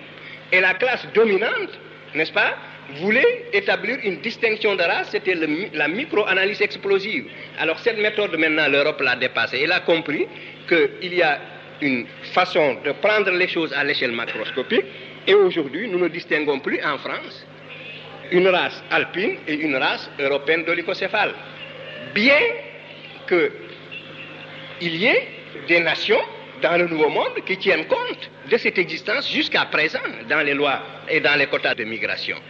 Alors donc nous sommes là encore, toujours arrivés à cette contradiction fondamentale. Ce sont des blancs qui ont la peau noire.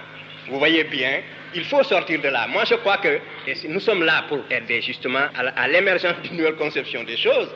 Je crois que dès l'instant, et ceci vient de l'éducation qu'on a reçue pendant ces derniers siècles, les uns et les autres, forcément, tous ceux qui ont vécu dans cette nouvelle idéologie, n'est-ce pas, de l'époque industrielle, ne pouvaient plus se faire à l'idée d'un nègre responsable d'une création. Voilà la difficulté. Elle est psychologique, elle est dans l'esprit. C'est donc au niveau de la perception. Dès qu'une race est responsable d'une civilisation, même si elle est noire de la tête aux pieds, même si elle est lipue, même si elle est promenade, elle ne peut plus être perçue, occidentalement parlant, comme étant nègre. Le nègre, c'est un être qui n'existe nulle part. C'est le nègre, c'est un être blanc ou noir qui n'a pas créé de civilisation. Mais dès qu'on a créé une civilisation, on doit sortir de cette catégorie, même si on est noir de la tête aux pieds.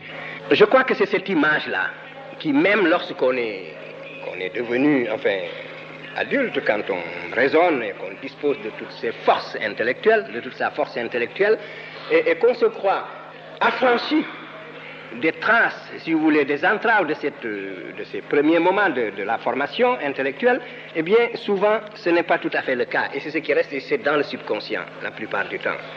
C'est cette fuite de la réalité palpable pour trouver à tout prix une interprétation, l'image la plus correcte, la plus adéquate pour la décrire, eh bien, c'est la lampe philosophique. La lampe philosophique, vous savez ce que c'est, que je ne vais pas donc vous la décrire en détail, mais en tout cas, c'est une lampe qui brûlait selon des principes que la science n'avait pas encore expliqués jusqu'à ce jour, ou qu'elle venait de découvrir. Et les philosophes qui jusque-là avaient créé le monde sur la base d'autres principes, pour eux, ils étaient perdus, c'était en dehors des principes, en dehors de ce qui pouvait être. Par conséquent, la flamme était là, mais elle n'existait pas. Et la négation de la race égyptienne aujourd'hui, en dépit de toute cette réalité palpable que je mets sous les yeux des plus grands spécialistes du monde, n'est-ce pas? Eh bien, c'est cela. C'est cet effet de l'éducation, je crois. Pour abonder dans le sens, vraiment, dans le sens du professeur Vercouter, et apporter une précision. C'est pour cela que j'interviens. Je voudrais dire ceci, que une mission, l'étude de la région du Darfour, le Darfour est presque contigu, pas tout à fait, mais c'est à l'ouest de cette région dont je viens de parler. Alors, la migration dont j'ai parlé s'est scindée en deux. Il y en a une qui longe en quelque sorte le tropique, qui est entre les deux tropiques, si vous voulez, entre le tropique et l'équateur, et qui s'est glissée dans ce couloir, n'est-ce pas, jusqu'au niveau du Sénégal, et l'autre qui a immédiatement suivi la vallée du Zaïre, au niveau de la vallée du Wélé, que l'on peut absolument jalonner, et qui arrive jusqu'à l'océan Atlantique, qui remonte un peu la côte, et qui s'arrête au niveau du Cameroun. Et alors, donc, les populations qui sont dans la région du golfe de Guinée, c'est-à-dire les Yoruba et autres, apparaissent comme des populations piégées. Et nous voyons là une superposition de deux populations. Nous voyons que la migration Yoruba et la migration de la région du golfe de Guinée est une migration antérieure, et alors l'autre est venu la prendre presque comme en tenaille, parallèlement d'une part et avec une descente. Donc, en étudiant le Darfour, on étudierait bien le point de départ de ces migrations, c'est-à-dire toute cette région du Haut-Nil que Mme Blanc avait signalée. Je voudrais que cette région soit inclue, la région de Nouer, Chilub, Dinka, Kaukau, avec accent mis sur l'étude des Kaukau particulièrement qui risque de disparaître. Donc ça, je pense qu'une mission dans cette région, où il y aurait, non pas moi parce que je n'ai plus le courage de faire partie de telle mission, donc je suis exclu, mais dans une mission où il y aurait des Sénégalais que l'on prendrait, ou en tout cas des gens qui sont censés être venus de cette région, qui redécouvriraient plus facilement les noms et les ethnies, qui redécouvriraient en quelque sorte le point de départ de leur tribu ou de leur clan, je crois que c'est une mission qui présenterait un grand intérêt et qui serait justement une mission pluridisciplinaire. Il ne s'agirait pas de composer seulement cette mission avec des Sénégalais, mais il faudrait qu'en plus, il y ait des spécialistes en linguistique qui viendraient de l'Ouganda ou d'autres régions, des spécialistes de telle autre langue, etc. Mais que dans le groupe, il y ait quand même quelques éléments qui ont une certaine formation, mettons du niveau de la licence, en train de préparer des thèses de 3e cycle, et venant de régions, n'est-ce pas, où ces migrations sont censées avoir abouti.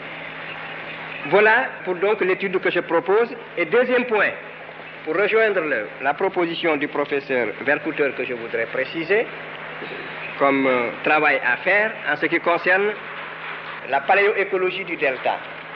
Tout au cours de son exposé, le professeur Vercouter a insisté sur le fait que le delta au nord de Mérindé était absolument inexistant et que ce que nous appelons aujourd'hui le delta au nord de Memphis, c'était absolument la mer.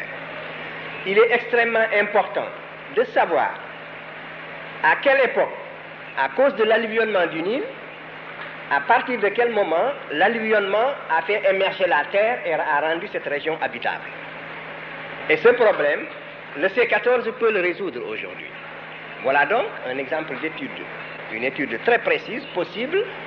La mer ou le delta s'est comblé petit à petit avec les alluvions, et quand le niveau est arrivé au niveau de la mer, c'était une région bourbeuse, et quand le niveau des alluvions a dépassé le niveau de la mer, la terre est devenue habitable. Alors cette couche de contact, qui est la couche juste au-dessus du niveau de la mer, nous pouvons aujourd'hui la dater, parce qu'elle est nécessairement composée de matières organiques qui n'ont pas eu le temps de se décomposer. Le Nil charrie donc les limons, c'est accompagné de racines de toutes sortes de matières organiques. Et alors, au niveau de cette couche, si on prend une carotte, on appelle ça une carotte, si on fait une carotte, alors on pourra atteindre cette profondeur correspondant au niveau de la mer, et je pourrais la dater conjointement au laboratoire de C14 de l'Université du Caire, qui est sous la direction du docteur Mokhtar. Et alors, il serait extrêmement important que la carotte étant prise, alors le professeur Eskender, par exemple, fait des coupes, et alors il me donne la moitié, il garde l'autre moitié, et nous datons successivement, n'est-ce pas, coupe par coupe, nous aurons un gradient des âges depuis le niveau de la mer jusqu'à l'époque subactuelle. Ce serait intéressant de faire ça. Voilà quelque chose qui ne coûte presque rien, des datations, en tout cas que nous ferions à Dakar, c'est des datations gracieuses. Donc ce ne serait même pas payant. Il n'y aurait que la carotte à sortir et à donner une partie au professeur Eskender et l'autre à nous. 1984, conférence à Niamey, Niger. Je crois que le mal que l'occupant nous a fait n'est pas encore guéri. Voilà le fond du problème. L'aliénation culturelle finit par être partie intégrante de notre substance, de notre âme. Et quand on croit s'en être débarrassé, on ne l'a pas encore fait complètement. Souvent, le colonisé ressemble un peu, ou l'ex-colonisé même, ressemble un peu à cet esclave du 19e siècle, qui libéré va jusqu'au pas de la porte, et puis revient à la maison parce qu'il ne sait plus où aller. Il ne sait plus où aller. Depuis le temps qu'il a perdu la liberté, depuis le temps qu'il a acquis des réflexes de subordination, depuis le temps qu'il a appris à penser à travers son maître. C'est un peu ce qui est arrivé aussi à l'intelligentsia africaine dans son ensemble. Parce que, en dehors de quelques questions, toutes les questions que vous m'avez posées reviennent à une seule. Quand est-ce que les Blancs vous reconnaîtront-ils? Parce que la vérité sonne blanche. C'est cela. Mais c'est dangereux ce que vous dites. Parce que si réellement l'égalité intellectuelle est tangible, l'Afrique devrait, sur des thèmes controversés, être capable d'accéder à la vérité par sa propre investigation intellectuelle, se maintenir à cette vérité jusqu'à ce que l'humanité sache que l'Afrique ne sera plus frustrée, que les idéologues perdront leur temps parce qu'ils ont rencontré des intelligences égales qui peuvent leur tenir tête sur le plan de la recherche de la vérité. Mais vous êtes persuadé que pour qu'une vérité soit valable et objective, il faut qu'elle sonne blanche. Mais ça, c'est un repli de notre âme qui doit disparaître. Et ce sont justement les Blancs qui vont nous y aider. Moi, si je n'étais pas intimement persuadé de l'égalité des races, si je n'étais pas intimement persuadé de la capacité de chaque race de mener sa destinée intellectuelle et culturelle, mais je serais déçu. Que ferions-nous dans le monde s'il y avait réellement cette hiérarchisation intellectuelle? Mais il faudrait s'attendre à une disparition d'une manière ou d'une autre. Parce que le conflit, il est partout, il est à tous les niveaux, il est dans tous ces débats, il est jusque dans nos relations internationales les plus feutrées. Nous menons et on mène contre nous le combat le plus violent même que celui qui a conduit à la disparition de certaines espèces. Et il faut justement que votre sagacité intellectuelle aille jusque-là. Alors, donc, toutes les questions que vous m'avez posées reviennent à peu près à la même. Les Blancs vous nient, ils ne vous ont pas encore répondu. Nous sommes donc dans le cirage, nous sommes dans le vague, nous sommes dans la brume. Non. Ce que j'ai dit un peu dans la préface de Obenga, c'était cela, que par la connaissance directe, l'Afrique doit être capable de saisir une vérité, de savoir qu'elle est en possession d'une vérité, quel que soit le domaine d'ailleurs. Ce n'est pas seulement dans le domaine culturel. Et de se maintenir au niveau de cette vérité en prenant des mesures conservatoires jusqu'à ce que tout le monde joue le même jeu, jusqu'à ce que l'on sache que la supercherie est finie. On n'a plus affaire à des enfants ou à des nouveau-nés. Mais c'est là à la fois une réaction intellectuelle, une réaction culturelle, ça demande la mobilisation de toutes les capacités de l'être, un être qui, abstraction faite de son aliénation, a les mêmes capacités que n'importe quel autre être. Alors, regardez, dès que vous parlez de patrimoine culturel, la gauche occidentale et la droite se touchent. Et souvent la gauche est plus minable que la droite. Faites l'expérience, on vous accorde l'égalité abstraite, mais l'idée que des nègres aient pu connaître une promotion historique dans le passé leur est réfractaire. Ils sont réfractaires à cette idée. Et parce que leur formation intellectuelle tardivement acquise se situe à un niveau très superficiel, au niveau du cortex, au niveau de l'intellect. Mais la formation qu'ils ont reçue tous dans leur plus tendre enfance, les clichés auxquels ils sont habitués dans leur environnement d'enfance, les caricatures et tout, comme je vous le montrais ici, aussi dans le monde méridional, c'était l'inverse. Tout cela les empêchait, les rendait aveugles, n'est-ce pas, pour observer des vérités comme celles que nous leur opposions. Par conséquent, il n'y a qu'un seul salut, c'est la connaissance directe. Et aucune paresse ne pourra nous dispenser de cet effort. Il faudra absolument acquérir la connaissance directe. À formation égale, la vérité triomphe. Formez-vous, armez-vous de science jusqu'aux dents, c'est ce que j'ai dit à Obenga, et arrachez votre patrimoine culturel. Alors, traînez-moi dans la boue si, quand vous arriverez à cette connaissance directe, vous découvrez que mes arguments sont inconsistants. C'est cela. Mais il n'y a pas d'autre voie. 1985, conférence à Paris, Centre Georges Pompidou. Mesdames, Mesdemoiselles, Messieurs, la causerie de ce soir porte sur l'importance de l'Égypte dans les civilisations africaines. Et lorsque je parle de civilisation africaine, il s'agit bien de l'ensemble des civilisations du continent africain. Je crois que nous devons de plus en plus nous habituer à concevoir le continent africain dans sa globalité, puisqu'aussi bien, depuis des millénaires, ce continent, à notre insu, nous a coulé dans le même moule. Bien sûr, je mettrai davantage l'accent sur l'origine même de cette civilisation, le processus de son développement à travers le temps, mais ne perdez jamais de vue ces points de vue unitaires de ma pensée. Cette précaution d'usage prise, je crois que il est bon de serrer de près les conditions même d'émergence de cette civilisation. Et ceci nous oblige à dire ne serait-ce que deux mots sur également le processus d'apparition de l'humanité.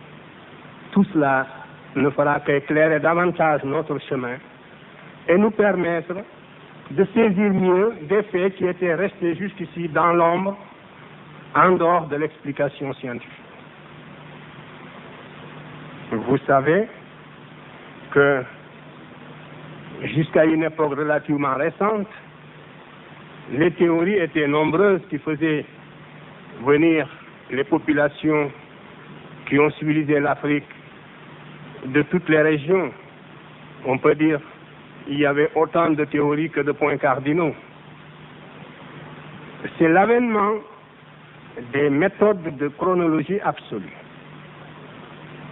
qui a permis de mettre fin à cette sorte d'anarchie et de jeter une lumière singulière sur les faits préhistoriques et même sur les faits historiques. En effet, c'est depuis que l'on a pu assigner des dates absolues aux faits préhistoriques et même à des faits historiques jusqu'à quelques siècles avant nous, que l'on a commencé à voir clairement dans l'histoire de l'humanité. Et jusque-là, les méthodes de datation qui étaient utilisées reposaient sur la stratigraphie et elles n'étaient pas assez fines et assez pertinentes pour obliger la plupart des savants à changer les idées qu'ils aimaient se faire sur l'origine de l'humanité. Ainsi, une grave autorité à l'époque s'était prononcée en disant que l'Afrique était à la traîne. Cela voulait dire que tout ce qu'on pouvait trouver en Afrique comme fait de civilisation ne pouvait dater que d'une époque relativement récente et qu'il était même devenu une sorte de sacrilège de comparer les faits de civilisation africaine des faits de civilisation des autres continents. Il fallait considérer l'ensemble du continent africain à part. Et ensuite, ce fut l'avènement des méthodes radiométriques. Vous connaissez ces méthodes. Comme je viens de vous le dire, elles permettent de dater de façon précise l'âge des événements. C'est ainsi que l'on a su que contre toute attente, l'Afrique, qui jusque-là était peut-être le continent le moins fouillé au niveau de l'archéologie préhistorique, c'est bien cette Afrique qui est le berceau de l'humanité. Et au fil des ans, ces découvertes se sont précisées. Aujourd'hui, nous savons de façon quasi certaine que c'est bien dans cette région qui est à cheval sur le Kenya, la Tanzanie, l'Ouganda et l'Éthiopie, c'est bien dans cette région des Grands Lacs que le phénomène humain est apparu. C'est bien là que l'humanité a pris naissance, suivant un axe qui, nord-sud, peut descendre même quelquefois jusqu'en Afrique du Sud. Nous savons que cette séparation de l'homme et de l'animal, s'est effectuée il y a environ 5 500 000 ans. Je vais passer très rapidement pour arriver à la période proprement historique de la civilisation égyptienne qui vous intéresse, mais je dois quand même remonter à ses racines, qui sont en même temps aussi celles de l'humanité. Donc, c'est dans cette région que l'humanité a pris naissance. Nous pouvons dire en gros qu'il y a eu 6 spécimens d'hominidés. L'homme et ses cousins forment la famille qu'on appelle les hominidés. Cette famille comprend 6 spécimens. Les 3 premiers spécimens n'ont jamais atteint un potentiel d'expansion suffisant pour sortir de l'Afrique, du moins tel est le cas dans l'état actuel de la recherche. Les 3 derniers spécimens seuls ont atteint un potentiel d'expansion pour sortir de l'Afrique et aller peupler le reste de la Terre. C'est donc dire que toute l'espèce humaine, sous sa forme diversifiée actuelle, est d'abord née en Afrique et est sortie de l'Afrique en 3 vagues successives pour peupler le reste de la Terre. Et c'est au cours de ce peuplement du reste de la Terre que l'espèce humaine s'est différenciée en d'autres races. Ce point de vue doit être saisi clairement.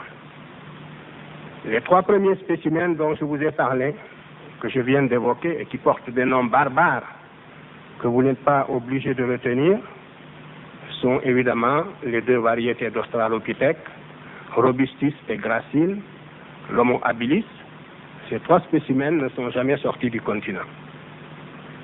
Ensuite, il y a eu l'Homo erectus, c'est le premier spécimen sorti de l'Afrique, qui est entré en particulier en France. L'homme qu'on appelle l'homme de Totavel, et on a fait une exposition d'ailleurs de l'homme de Totavel au musée de l'homme, peut-être vous l'avez visité. Il est arrivé en France aux environs de 400-500 000 ans à tout casser. Cet homme aussi, qui était déjà très évolué, va disparaître, va aboutir à une sorte de voie de garage, ce qu'on appelle une évolution buissonnante.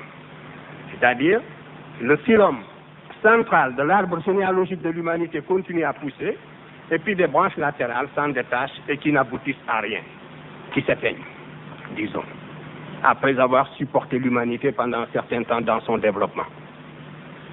Ça a été le cas de l'Homo erectus, que nous trouvons ici en France, mais il était sorti de l'Afrique. Il est passé probablement par le détroit de Bering, de Gibraltar, peu importe, et par l'isthme de Suez aussi. Le même homme, on le trouve en Asie également, partout dans le vieux monde, sauf en Amérique. Ensuite, il y a eu l'homme de Néandertal qui l'a suivi. L'homme de Néandertal a vécu pendant le Vurmien, la dernière glaciation que la Terre a connue et qui a duré 100 000 ans. C'était une période extrêmement froide. Et l'homme de Néandertal a vécu pendant cette période.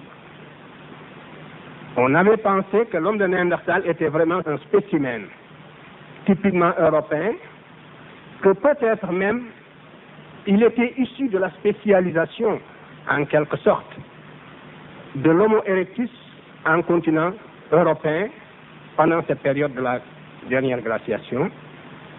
Mais les dernières découvertes africaines s'inscrivent en faux contre cette conception, parce qu'on a trouvé également en Afrique des hommes de Néandertal, et chaque fois les fossiles africains sont plus anciens que les fossiles européens.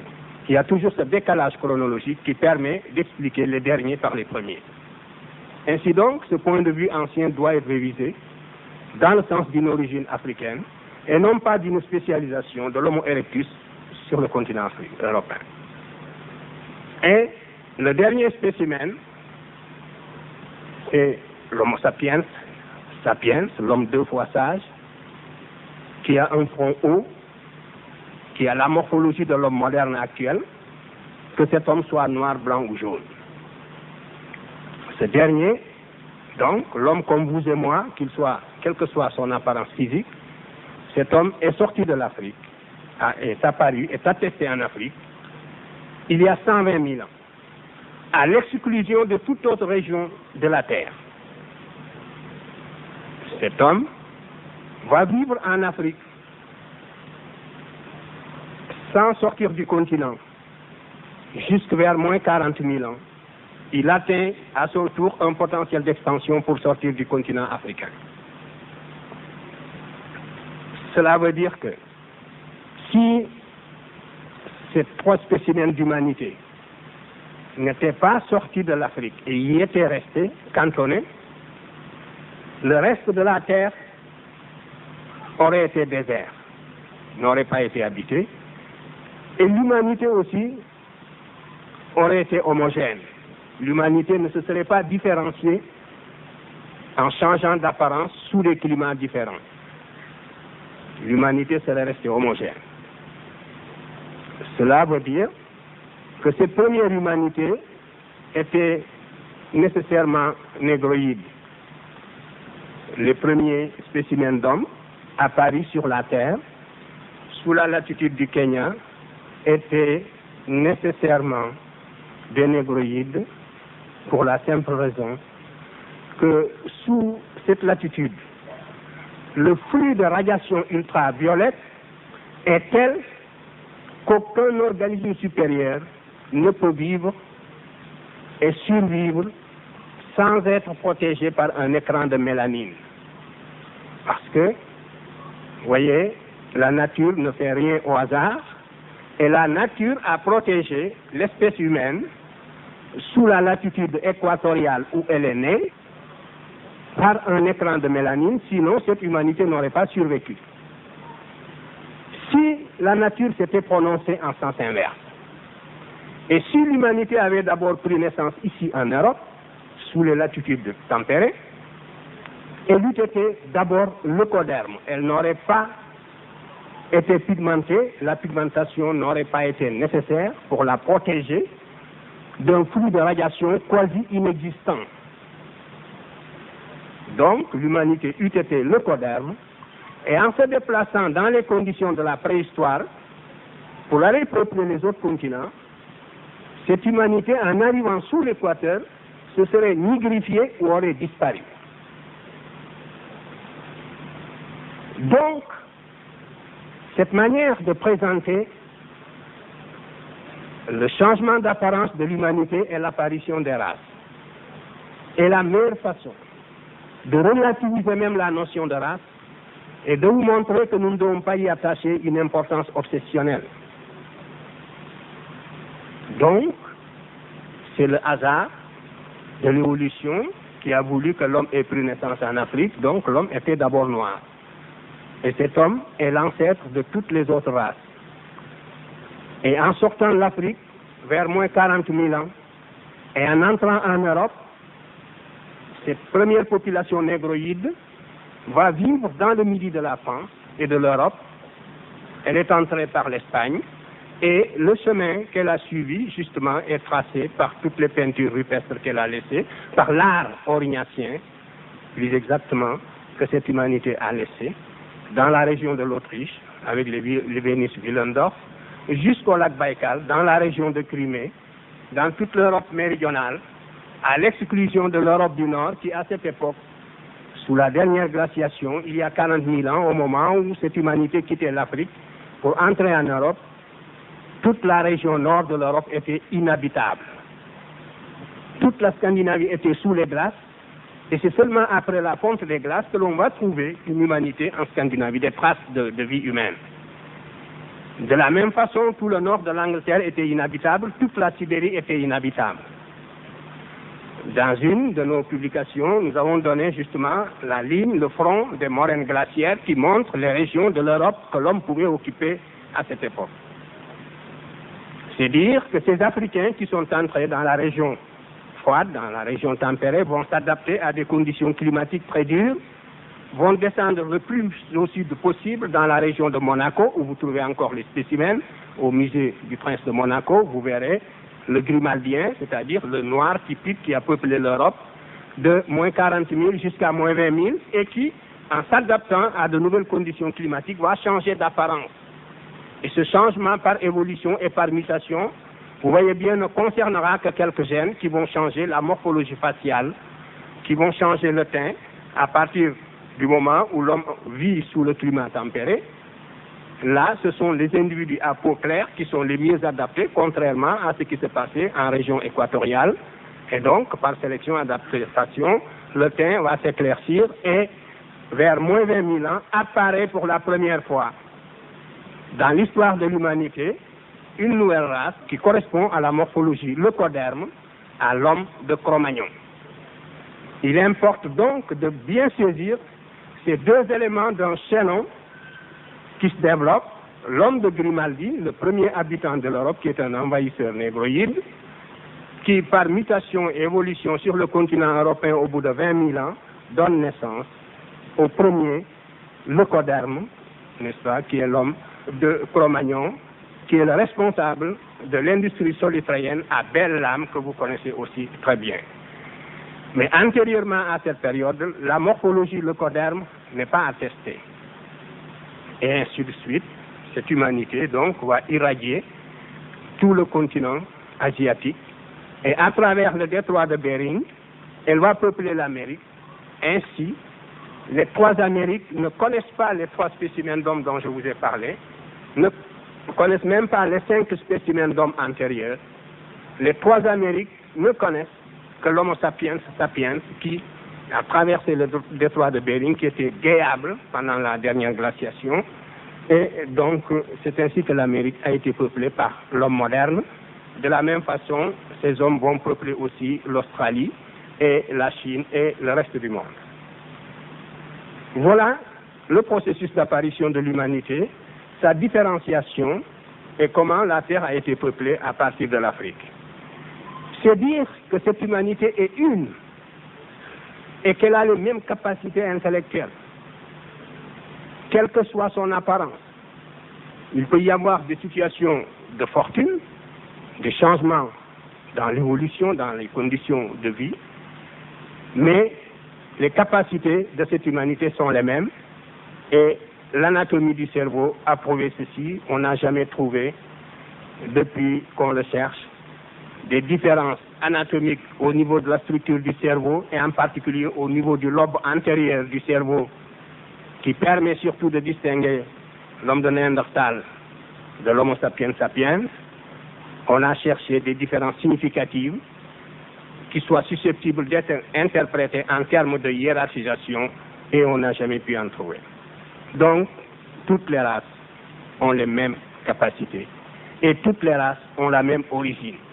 Ceci aussi doit amener l'humanité à se mettre dans des dispositions plus favorables pour la fraternisation. Vous voyez, il y avait deux théories qui s'affrontaient sur le terrain de l'anthropologie physique. La théorie polycentrique qui supposait que certaines conditions étant réunies, il devait y avoir un homme blanc, un homme noir et un homme jaune, et que ces races ont trois origines différentes et vont converger pour donner l'humanité actuelle, la famille humaine. Donc, du fait que cette famille humaine a trois origines indépendantes, la hiérarchisation raciale est possible. Voilà la philosophie qui sous-tend la théorie polycentrique. Il ne faut pas la perdre de vue. Et c'est pour ça que cette théorie est une théorie conservatrice également. Et elle a été défendue âprement, mais aujourd'hui, la vérité est restée à la science, et l'on sait que cette théorie a vécu. L'humanité a une seule origine. Ceci doit nous permettre de nous rapprocher les uns des autres, au lieu de nous éloigner et de nous haïr les uns les autres. Cet aspect moral de la question n'est pas négligeable, mais il ne faut pas aussi, par désir de moralisation, aussi modifier les faits scientifiques ou les tronquer ou prendre des libertés avec ces faits, ce que nous n'avons jamais, je n'avons jamais été coupable de cela. Ce que je vous dis, ce sont les dernières conclusions scientifiques. C'est la thèse monocentrique, monogénétique, qui a triomphé. Et ceux qui soutenaient la thèse polygénétique ignoraient un point fondamental de l'évolution humaine. Ils ignoraient surtout le fait que la nature ne passe jamais deux fois par le même point dans son évolution. Il est impensable, quand on y regarde de près, que la nature ait créé trois fois le même spécimen. La nature ne l'a jamais fait dans son évolution. La nature n'a jamais créé deux fois la souris, deux fois le chat ou deux fois l'espèce humaine. La nature, au passage, crée une espèce et puis ensuite cette espèce se différencie, évolue, s'éteint ou se développe, se fragmente, mais la nature ne revient pas en arrière pour créer trois fois l'homme ou deux fois l'homme. Elle a créé une fois l'homme en passant et elle l'a fait en Afrique, c'est tout.